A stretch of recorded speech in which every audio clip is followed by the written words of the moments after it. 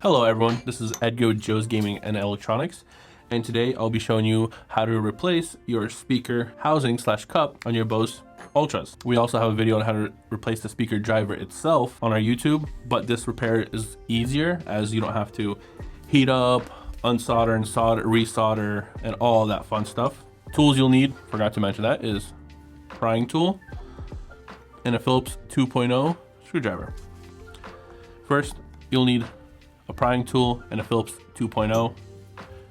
Pry up your ear pad, which is just sitting on clips, so it should be as easy as that.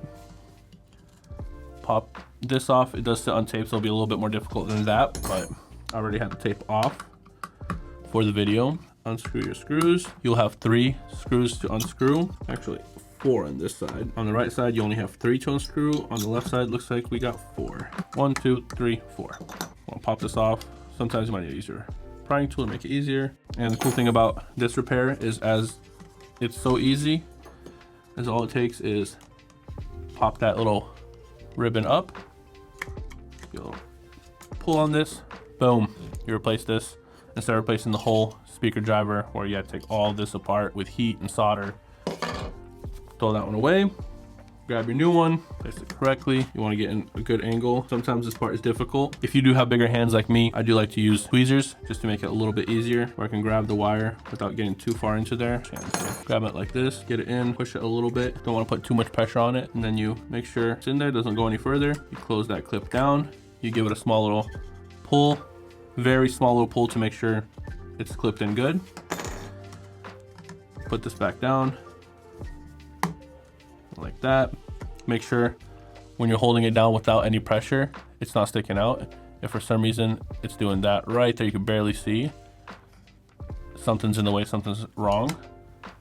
But that's how it's supposed to look. That's how it's supposed to not look. You can see that tiny little bit. It wants to be fully flat. If it's not fully flat, you're putting it in wrong, as it has little divots here. You'll see right there, it has little divots where it goes in. And once you're screwing these 4 screws back in, remember, the moment you feel pressure, don't go over that. Stop right there. You do not need to put these in too tightly, as that can ruin the headphones. It can ruin the speaker again, or the ANC on the speaker,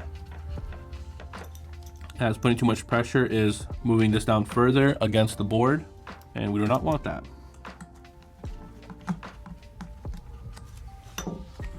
Place this back on. If you would like, if you don't feel comfortable like this, you can place tape right here, and then place this back on. But I never do, because once you put the speaker, which is on clips, back on, make sure there's no gaps. This doesn't really move around, like you can pull on it, but it doesn't move around.